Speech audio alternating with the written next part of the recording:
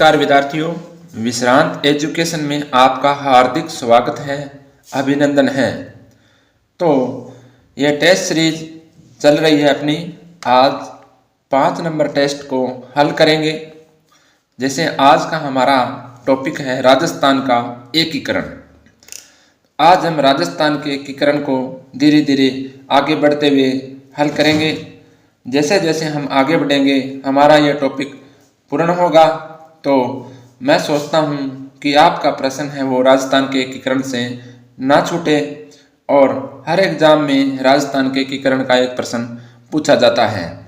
तो आज हम इस टेस्ट सीरीज को मिलकर शुरू करते हैं। जैसे आज टेस्ट नंबर 5 है हमारा राजस्थान का एकीकरण। तो हमारा पहला प्रश्न है, आप भी मेरे साथ साथ इस टेस्ट सीरीज में से जैसे ये प्रश्न है इसके आंसर दीजिए और अपनी तैयारी को मजबूत कीजिए। तो विद्यार्थियों, आज का मोटिवेशन है, यूं ही नहीं मिलती राही को मंजिल, यूं ही नहीं मिलती राही को मंजिल, एक जुनून सा दिल में जगाना होता है।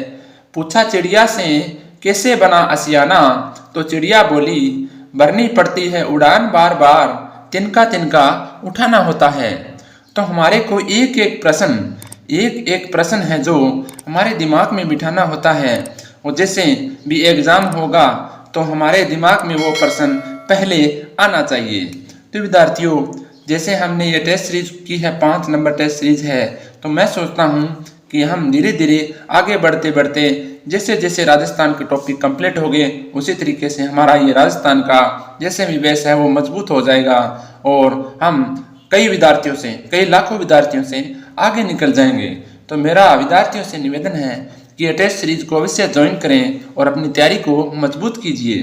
तो आज हमारा पहला प्रश्न है, रियासतों से संबंधित समस्याओं के समाधान के लिए रियासती विभाग की स्थापना कब की गई? एकीकरण का ये पहला प्रश्न है, रियासतों से संबंधित समस्याओं के समाधान के लिए रियासती विभाग की स्थापना कब की गई?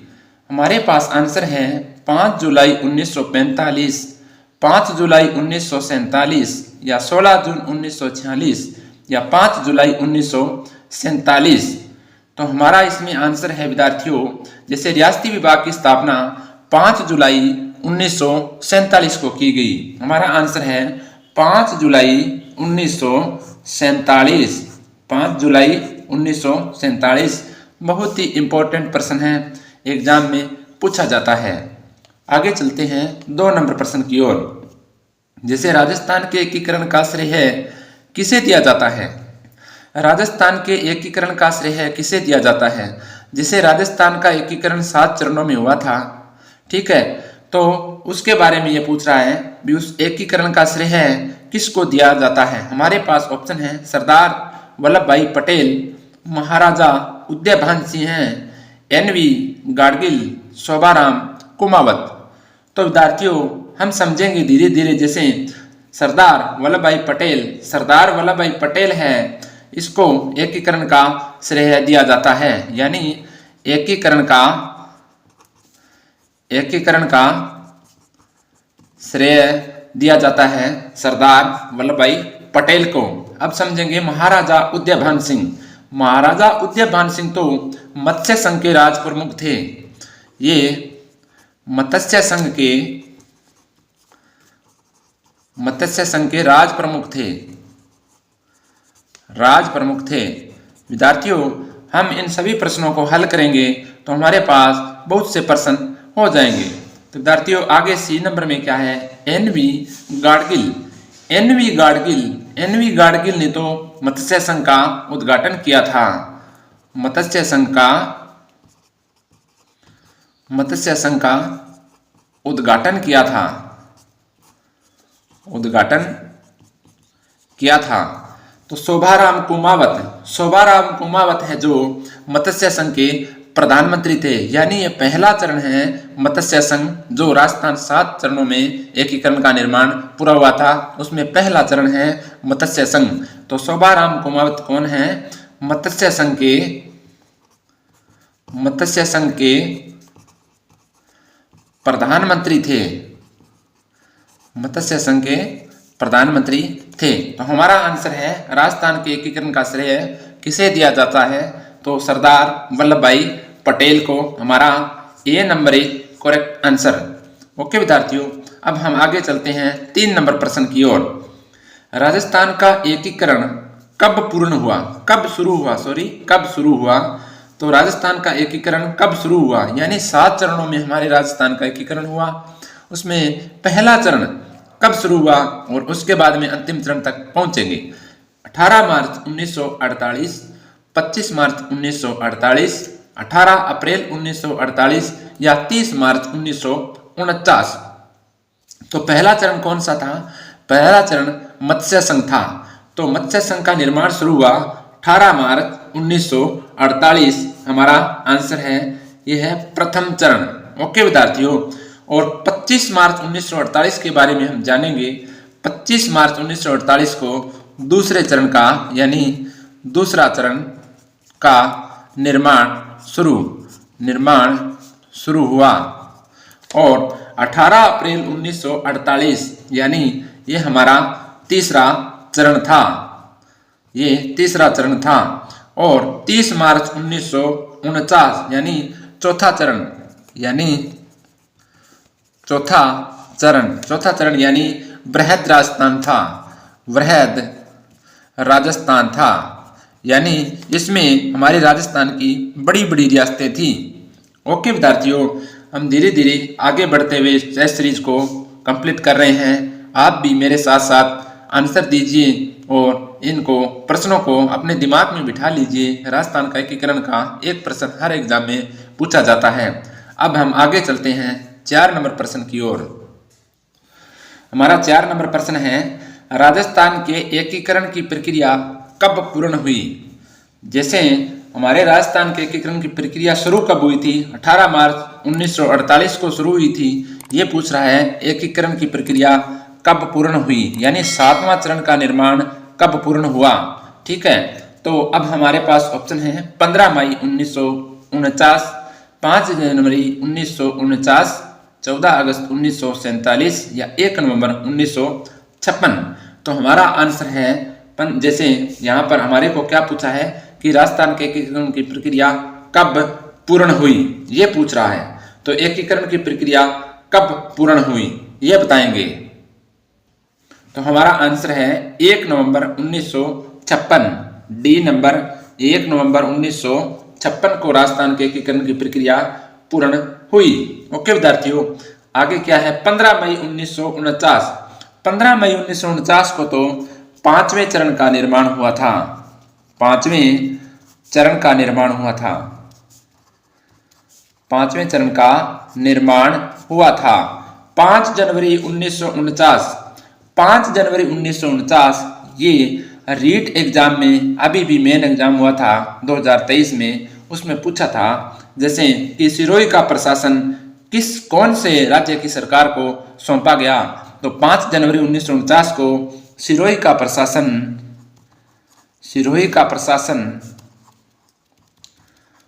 का प्रशासन बंबई सरकार को सौंपा गया। बंबई सरकार को सौंपा गया। ये इंपॉर्टेंट पर्सन है। ओके विद्यार्थियों, आगे है 14 अगस्त 1947।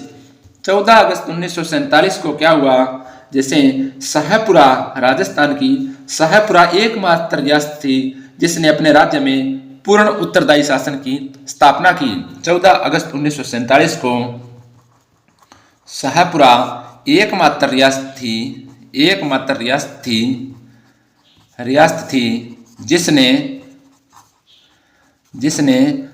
अपने राज्य में पूर्ण उत्तरदायी शासन,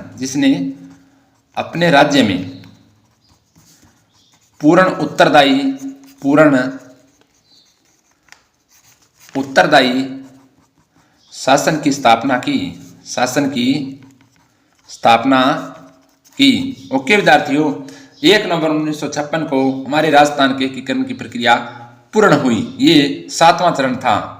अब हम चलते हैं विद्यार्थियों 5 नंबर प्रश्न की ओर। राजस्थान के एकीकरण में कितना समय लगा, यानी राजस्थान के एकीकरण में कितना समय लगा, ये पूछ रहा है। तो हमारे पास आंसर है 8 वर्ष 7 माह 17 दिन, 8 वर्ष 7 माह 14 दिन, 7 वर्ष 11 माह 18 दिन, 9 वर्ष 2 माह 11 दिन। तो हमारा आंसर है इसमें 8 वर्ष 7 माह 14 दिन। B number is correct answer. यानी 7 चरण में निर्माण हुआ था, उसमें पूछा है 7 चरणों में कुल कितना समय लगा, कुल कितना समय लगा। तो 8 वर्ष 7 माह 14 दिन का समय लगा। ठीक है विद्यार्थियों, अब हम चलते हैं 6 नंबर प्रश्न की ओर। राजस्थान की रियासतों में सबसे पुरानी रियासत कौन सी थी? यानी सबसे पुरानी रियासत पूछ रहा है, यानी सबसे पुरानी रियासत कौन सी थी? तो हमारे पास ऑप्शन है झालावाड़, सापुरा, मेवाड़ या मारवाड़। यानी 4 ऑप्शन हैं। तो हम देखेंगे झालावाड़। झालावाड़ यानी ये सबसे पुरानी पूछ रहा है।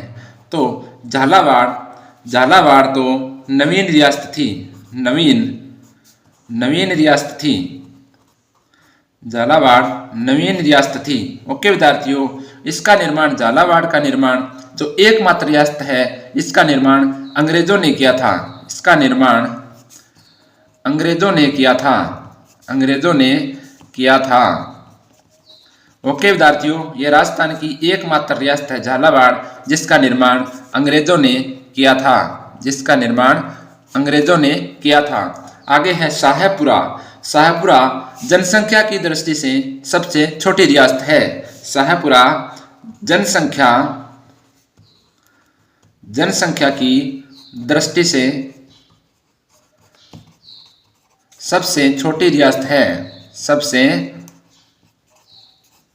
छोटी रियासत है। ओके विद्यार्थियों, मेवाड़ तो सबसे पुरानी रियासत है, पुरानी रियासत थी। ओके विद्यार्थियों, ये पूछ रहा है राजस्थान की रियासतों में सबसे पुरानी रियासत कौन सी थी? तो मेवाड़ रियासत है, वो सबसे पुरानी रियासत थी। आगे है मारवाड़। यानी क्षेत्रफल की दृष्टि से मारवाड़ सबसे बड़ी रियासत थी। यानी क्षेत्रफल की दृष्टि से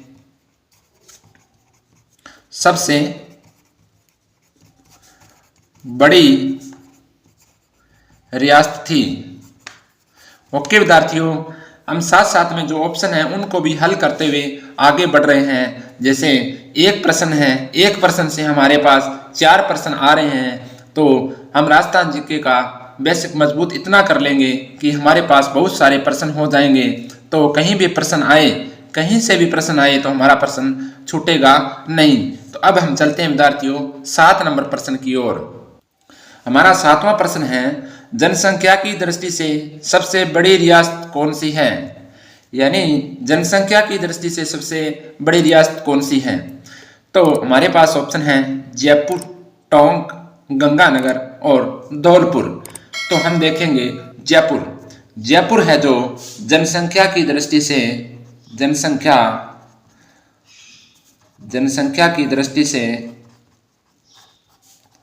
जयपुर जनसंख्या की दृष्टि से सबसे बड़ी रियासत थी। ओके विद्यार्थियों, आगे है टोंक तो एकमात्र मुस्लिम रियासत थी। ओके विद्यार्थियों, आगे है गंगानगर तो बीकानेर रियासत का भाग था। गंगानगर तो बीकानेर रियासत का भाग था। ओके विद्यार्थियों, धौलपुर यानी धौलपुर और भरतपुर दोनों जाट रियासतें थी। धौलपुर और भरतपुर दोनों जाट रियासतें थी।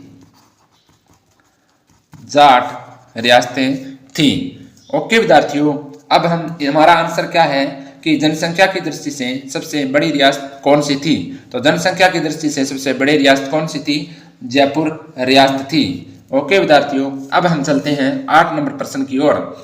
राजस्थान के एकीकरण में भरतपुर धौलपुर रियासतों पर जनता की राय जानने के लिए कौन सी समिति का गठन किया गया। यानी भरतपुर और धौलपुर दो रियासतें थी, जैसे उन पर जनता की राय को जानने के लिए कौन सी समिति का गठन किया गया।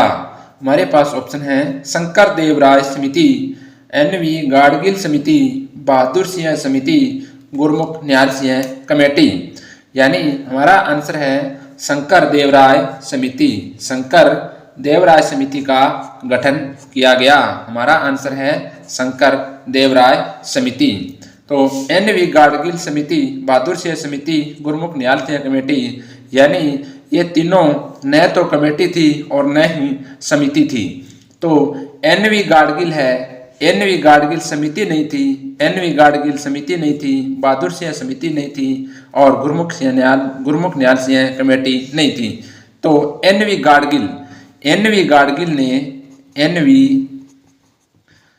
गाडगिल ने पहले दो चरणों का उद्घाटन किया था। ओके विद्यार्थियों, जैसे पहला चरण है, जैसे मत्स्य संघ है, पहला मत्स्य संघ और दूसरा पूर्वी राजस्थान, इन दोनों चरणों का उद्घाटन किया था। किसने किया था? एन.वी. गाडगिल ने। ओके विद्यार्थियों, हमारा आंसर है शंकर देवराय समिति। और उसके बाद में है बहादुर सिंह, यानी बहादुर सिंह ने तो क्या किया था, जैसे बहादुर सिंह के बारे में हम पढ़ते हैं कि दक्षिणी राजपुताना के जो छोटे छोटे राज्य थे, दक्षिणी राजपुताना के छोटे छोटे राज्य थे, उनको एकीकृत करने के लिए बहादुर सिंह ने दक्षिणी राजपुताना के जो छोटे छोटे राज्य थे उनको एकीकृत करने के लिए हड़ौती संघ बनाने का प्रस्ताव दिया था। किसने दिया था? बहादुर सिंह ने हड़ौती संघ बनाने का प्रस्ताव दिया था। क्या दिया था? प्रस्ताव दिया था। किस लिए दिया था? कि जो दक्षिणी राजपुताना है, दक्षिणी राजपुताना के छोटे राज्य को एकीकृत करने के लिए जैसे हड़ौती का एक संघ बनाने का प्रस्ताव दिया था। गुरमुख निहाल सिंह यानी ये तो राजस्थान के प्रथम राज्यपाल थे। ओके विद्यार्थियों, अब हम चलते हैं 9 नंबर प्रश्न की ओर। 9 नंबर प्रश्न है कि स्वतंत्रता प्राप्ति के समय राजस्थान की रियासतों के नरेश, यानी स्वतंत्रता प्राप्ति के समय राजस्थान के नरेश कौन कौन से थे, जिनकी रियासतें ये थी और उनके नरेश कौन कौन से थे। तो ये 4 रियासतें हैं, ये उनके नरेश है, राजा है। तो हमारे को ये देखना है भी कौन सा सुमिलित नहीं है। ठीक है, तो ये रियासतें हैं, ये इनके राजा हैं। तो बूंदी का बहादुर सिंह है, उदयपुर का महाराणा भूपाल सिंह है, जोधपुर का महाराजा हनुमत सिंह है और लावा ठिकाना का हरेंद्र कुमार। तो बूंदी का कौन था ये देखते हैं। बूंदी का कौन था? बहादुर सिंह है। कौन सा था? बहादुर सिंह, यानी सुमिलित नहीं है, ये पूछ रहा है। तो बूंदी का बहादुर सिंह था, उदयपुर का महाराणा भूपाल सिंह था और जोधपुर का महाराणा हनुमत सिंह था। लावा ठिकाना का कौन था? लावा ठिकाना का हरेंद्र कुमार नहीं था। लावा ठिकाना का कौन था? ठाकुर बंश प्रदीप सिंह था। यानी ये हमारा 4 नंबर आंसर सही है। तो हरेंद्र कुमार लावा ठिकाना का नहीं था, लेकिन हरेंद्र कुमार कहाँ का था? हरेंद्र कुमार हरेंद्र कुमार कुशलगढ़ ठिकाने का नरेश था। ओके विद्यार्थियों, हमारा आंसर है लावा ठिकाना, यानी कौन सा सुमिलित नहीं है। तो ये 3 सुमिलित थे ऊपर वाले ए बी सी, और ये लावा ठिकाना है, इसका नरेश हरेंद्र कुमार नहीं था। हरेंद्र कुमार है जो कुशलगढ़ ठिकाने का नरेश था, और लावा ठिकाने का ठाकुर बंश प्रदीप सिंह था। ओके विद्यार्थियों, ये भी प्रश्न पूछा जाता है, एग्जामिनर पूछता है कि कौन सी रियासत का जो नरेश है कौन सा था। तो हमारे पास ऑप्शन होते हैं, तो ये भी हमारे को याद रखना अति आवश्यक है। आगे चलते हैं 10 नंबर प्रश्न की ओर। राजस्थान की सभी रियासतों को मिलाकर राजस्थान यूनियन का गठन करने हेतु मेवाड़ के महाराणा ने राजपुताना, गुजरात व मालवा के नरेशों का सम्मेलन कब बुलाया? बहुत ही अच्छा प्रश्न है, इम्पोर्टेंट लगा लेना। जैसे राजस्थान की सभी रियासतों को मिलाकर, यानी 19 रियासतें थी, 3 ठिकाने थे, उनकी बात कर रहा है कि राजस्थान की सभी रियासतों को मिलाकर राजस्थान यूनियन यानी राजस्थान संघ का गठन करने हेतु मेवाड़ के महाराणाओं ने राजपुताना, गुजरात व मालवा के नरेशों का सम्मेलन कब बुलाया? हमारे पास आंसर है 23-24 जून 1947, 25-26 जुलाई 1948 और 25-26 जून या 1946 या 11 जुलाई 1942। तो हमारा आंसर है 25-26 जून 1946 को बुलाया गया।